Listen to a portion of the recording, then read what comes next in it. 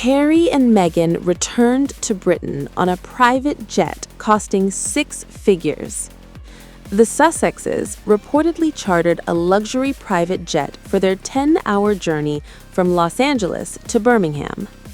According to a Page 6 website report, the couple hired a luxury Bombardier Global Express XRS jet for their journey. At an estimated $12,000 per hour, the flight could cost around a whopping $120,000. According to the report, the jet features 2 bathrooms, comfortable seating for up to 13 passengers, 5 beds that sleep 6, and storage for 12 to 15 medium suitcases. A Planet 9 report claimed that the luxury jet was refurbished in 2023. After 6 years away from Britain, why are Harry and Meghan suddenly making such an extravagant return? According to the Page 6 report, the couple opted for a private jet to be able to bring their family's dogs, Pula, a black Labrador retriever, and Mia, a beagle, to the UK. The People website claimed that the family left their chickens at their Montecito home. The couple's children, 7-year-old Archie and 5-year-old Lilibet, have already enrolled at British schools and will start classes in September. The family plans to live at a private, non-royal residence outside of London, but haven't said exactly where that will be, the Associated Press reported.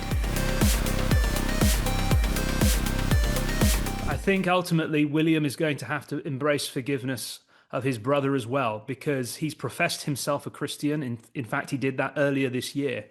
And in upholding his role as Supreme Governor of the Church of England, he has to project the moral values expected of the Supreme Governor of the Church of England, and that includes forgiveness. I think we're on a longer road to reconciliation, and I think there's a difference between public forms of reconciliation and private forms of reconciliation. It may be that privately, William never fully forgives his younger brother for what he deems the betrayal of the family, but publicly at least, because for traditional moralists, traditional Christian values, they demand that there is this public act of forgiveness, that there is reconciliation between the brothers. Harry and Meghan episode is now distant history, so I think time is a great healer.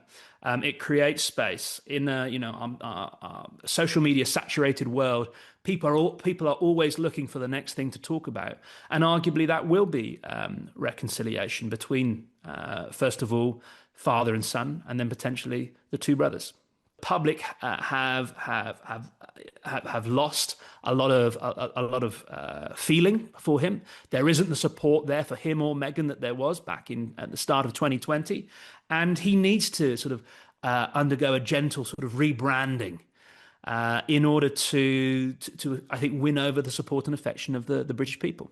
I think the fact that the lawsuits are now behind him, that is important. The issues with the British press have been settled, and I think he and Meghan will have thought about very carefully the positives and the negatives of launching themselves back into the UK, given their past history with the British tabloids. And I think they will have judged that ultimately it's the best thing for them and their family right now, despite the fact that they are going to have difficult encounters with journalists.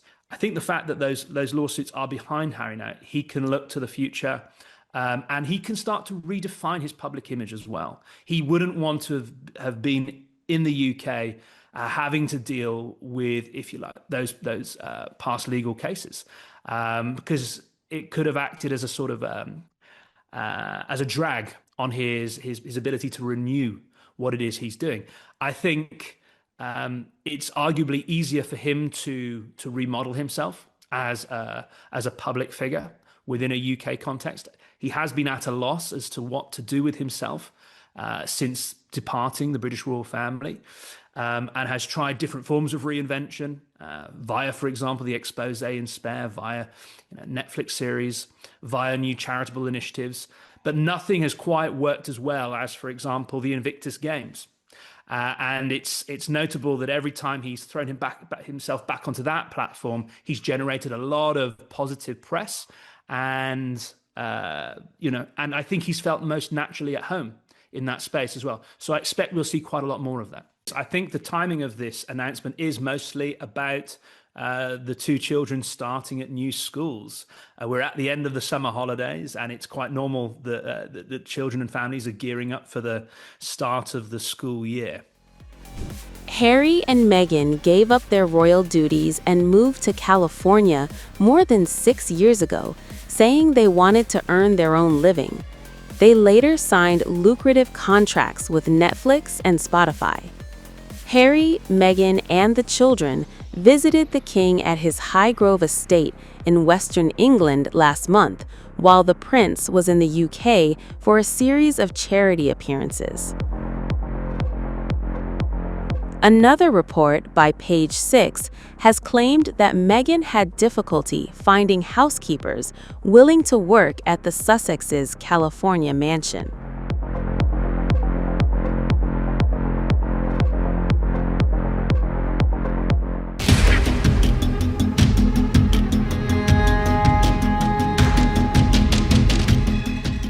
Meghan's snobbish ways made life in Montecito very hard for the Sussexes. And now, as Harry and Meghan prepare to head back to Britain, fresh claims suggest their glossy California escape was anything but the peaceful haven they had once imagined.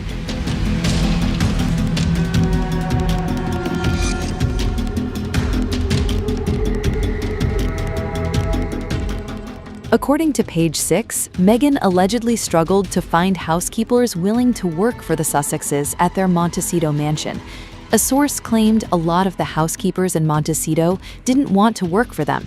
The insider alleged Meghan personally interviewed potential staff and could come across as really snobbish and rude.